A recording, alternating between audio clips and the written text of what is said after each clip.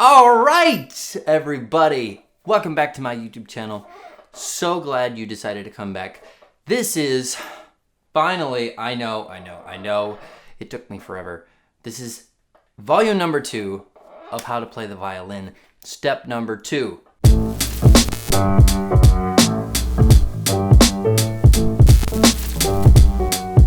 Now, in the first video, How to Hold a Bow 101, I covered how to hold the bow 101. So today, I'm gonna be showing you how to hold it. But first, in order for us to have a successful violin teaching video, we have to cover one very important basic, and that is, gotta have the socks. Look at that. I mean, look at those. You probably can't see them, but who cares? First off, if you haven't seen my first video, How to Hold a Violin Bow 101, by all means go watch it because that's the first step. Doesn't have to be the first step, but that's what I made it. So if you want to watch my videos on how to learn how to play the violin basics, you're gonna have to watch that one first because I filmed it first. But good news for you guys is I'm gonna make this a regular thing. Once a week, hopefully every Friday, I'm gonna be putting out another video on more in-depth teachings of this wonderful instrument. These videos are going to be more along the lines of the absolute basics. So if you're an advanced violin player, you're not going to want to know all this stuff because you learned this in kindergarten or the kindergarten of violin playing. You probably weren't playing violin in kindergarten, or maybe you were. I started when I was 10, so I technically got a late start, but who cares? This right here is my violin. I absolutely love this thing. This was gifted to me by a very good friend of mine in New England. I said he was from Colorado last time, but he's actually in New England. This is a Magini. I called it I don't remember what I called it, like a zucchini. I called it that for a long time because I couldn't figure out what the name of it was.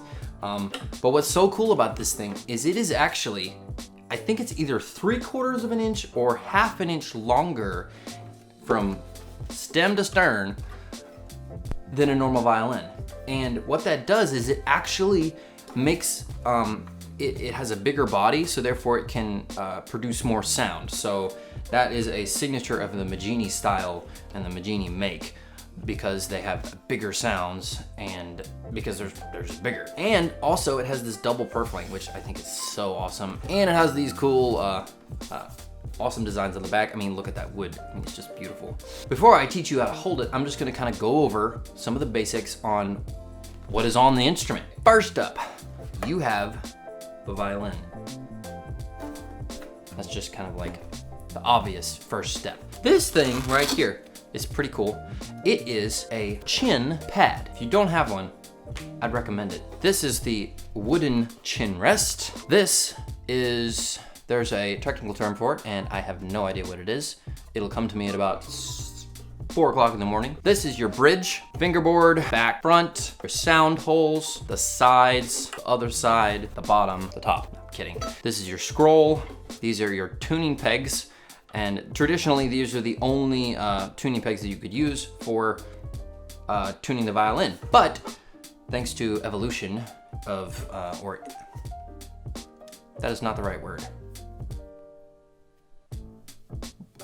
What is the right word? It's not revolution. No, that's the same word. Thanks to smart people. There we go, smart people. They invented these little guys right here, and they're fine tuners. So what I do is I get it close with these up here, especially when I'm put a new set of strings on. Get them close with these guys up here, and then I will tune them close with these guys. This is the basic tuning for a violin. You have your bottom G string, D string, A string, and E string. That is my violin. And pretty much everything that's on here is gonna be on the violin that you have. Now, on to how we hold it.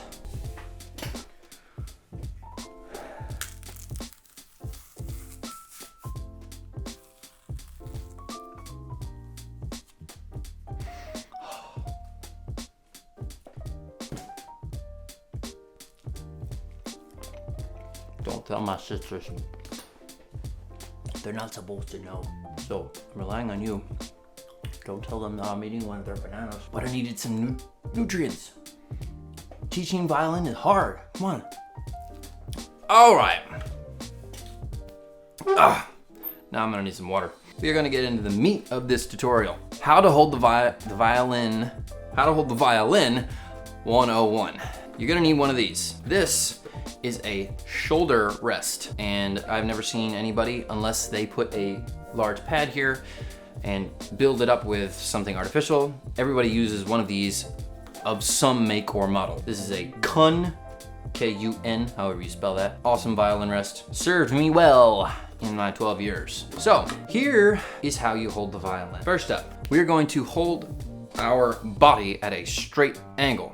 Our shoulders straight, just like you're looking forward, and we're going to put our violin right under our neck so that it is sitting here, and we're going to put our chin down so that we can let go with both of our hands. Now, there are many fiddlers that want to hold the violin down here, over here, or upside down.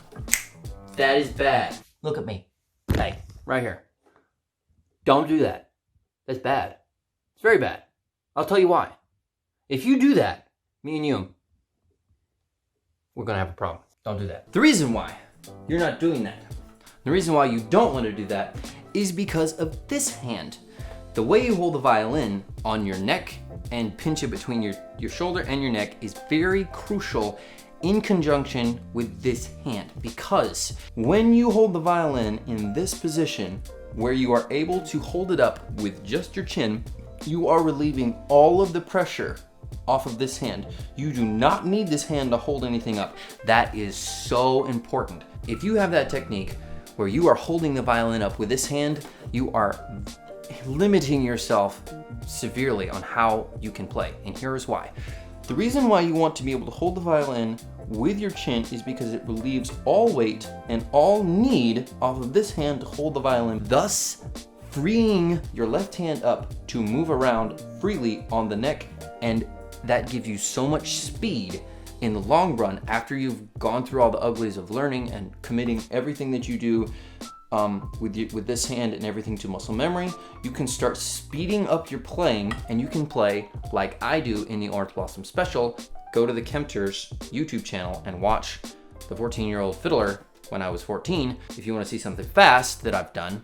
The reason why I'm able to do that is because I was trained classically. There is no weight on this hand, therefore it frees it up to play and move without any friction and without any need to hold the violin up. Like if I'm down here and I'm trying to play fast, I am having to use this hand to stabilize the violin, and therefore I can't shift and move very easily. That's why in classical music, you see the form straight back, being able to hold the violin straight out with just your neck. The reason why that is so important is because it completely frees up that left hand.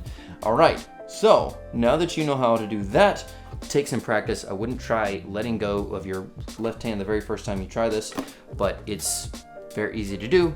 You just have to practice it. Everything that you do when you are learning the violin, you have to practice. Now for my left hand. Now, this right here, probably wondering why in the living daylights I am holding a dollar. This is a trick that my teacher taught me, and I like it. It was good. I liked her in the way she taught, because my very first teacher is because she would use analogies that would tie your violin and the way you hold it with this hand to some sort of image that you could connect with. And what she told me is, if I'm going to hold this hand correctly, is put the quarter right here in your hand, in between your thumb and your hand, and hold it, and then take it and put it, if you can see that, I don't know if I'm at a right angle, but you're putting it underneath where you're gonna hold the neck of the violin. And the reason why is because most violin players wanna hold the violin like this. The reason why that's a bad thing is because, again, the ability to play fast and the ability to play smoothly is greatly impaired because of this one fact. Your tendons on your hand are going up your arm, and they're taking a almost right angle at this point. Then they're coming around your knuckles, and they're taking another right turn, and then another right turn every time they go around your fingers. And that restricts your ability to move quickly and play smoothly. And it actually, I think, don't really know this for sure, it will actually cause tendonitis. I don't have tendonitis. Don't take me to court on that idea, but I don't think it does anything good. I will say that. So the reason why you don't want to hold the violin here is because it just totally ties up your whole hand up here. You never put your palm on the neck like this. And what's strange is when you're a beginner, that's exactly what you want to do. And the reason that you want to do that and you have that instinct and that tendency to do that is because you want more stability on this hand. Because you're not too sure about how you're holding it on your chin right here. You're nervous about dropping the instrument and you're just tensed up. And that's another thing that that's just what you're gonna do when you're a beginner, is you're gonna tense up. So you have to practice on being loose and constantly making sure that you're intentionally trying to keep everything smooth and relaxed.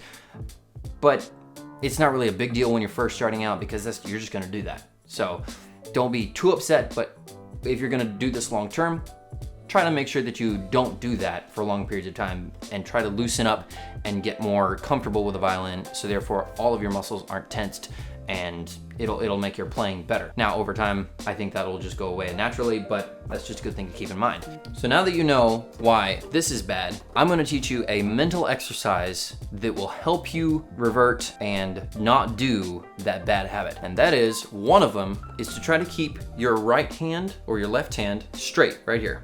This right here, all the way up your knuckles, needs to be straight. When you hold the violin, and if you watch me in any of my videos or any good violin player, classical, when they go to hold this hand up, they're gonna be pretty straight, like this. They may not be perfectly straight like this, but they're gonna be pretty relaxed and on a straight plane right here, most likely. Now, when I play, sometimes you'll see me come up around here, but it's still not a hard 90-degree angle, which you're gonna have a tendency to do when you're starting out. So that's why my teacher taught me this. Put a quarter or whatever coin works for you right here and hold the violin. Now, be sure not to scratch the neck of the violin, but hold the violin with that coin in your hand. And what that will do is that will train your mind and train your fingers to leave that much of a gap underneath your violin neck and your palm. You don't want to be in here because then that puts your hand in a really awkward position. You want the edge of your violin neck right here to be sitting at about your knuckle on your first finger. Also, in relationship with your thumb, you're gonna want it sitting on your thumb about at your first knuckle here. They're gonna be sitting in between your knuckles. That's a good way to remember it too. All right, one other thing, and that is when you're holding your violin bow, make sure that your arm is underneath your violin. A lot of mistakes that people make for some reason, I guess it's been so long since I had these beginner problems because I've been playing for 12 years that I kind of forgot the reasons. It's just strange. You try to do these weird things. So that's why you have to train your mind and train your arms and your muscles to have the right form. Because once you do it enough, repetitivity, that is not a word, repetitiveness, if that's a word, will train your arm and train your muscles to do it. And after a while, you won't even think about it. You'll just have good form and you won't have to worry about these beginner things. So making sure that your arm is underneath your violin, try to draw a line with your mind where your arm is underneath your violin, because when you're out here, it gives you a weird form up here. The reason why you want this down here to be in the right place is because of your hand. If your arm is in the right place down here, that automatically sets up your hand up here to be in the right position. So that's why it's important. All right, now a rundown of everything I told you. Right here, pinch it between your chin and your shoulder. Make sure you have a shoulder rest because that's going to be difficult to do without one. Making sure that it's as straight as possible. Making sure you have a quarter size hole underneath the neck of the violin. Pinch it in between your knuckles, on your knuckle on your thumb and the knuckle on your hand right here. Turn your hand, making sure you just kind of twist your hand like so that your fingers are lined up with the strings. It will come naturally when you start playing, as long as you keep your center point of pinching right here. Don't pinch too hard so that you stick your violin with your hands and you can't move it up and down. The reason for holding it with your chin is to be able to relieve all weight off of your hand, so therefore you are able to move smoothly and you can play quickly. That's the reason why you want this up here to be in the correct position and to take all the weight off of the hand down here. Keep your hand and wrist straight as possible and keep your elbow underneath your violin. And that is a wrap for part 2 of my violin teaching series. Come back next week. I don't exactly know what I'll be talking about next week, but it should be fun. Also, if you are a beginner violin or you're an advanced violin player, shoot me a comment. Ask me what songs you want me to break down, because I intend to, in the future, when I get to a more advanced stage of teaching, start breaking some famous songs down, teach you guys how to play some songs. So if you have any suggestions, comments, requests for new videos, I'm all ears. Also, if you haven't subscribed, what's wrong with you? I mean, come on.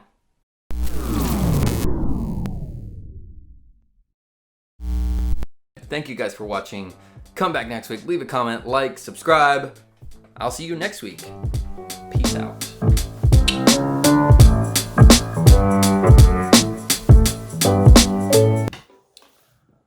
You know, I just realized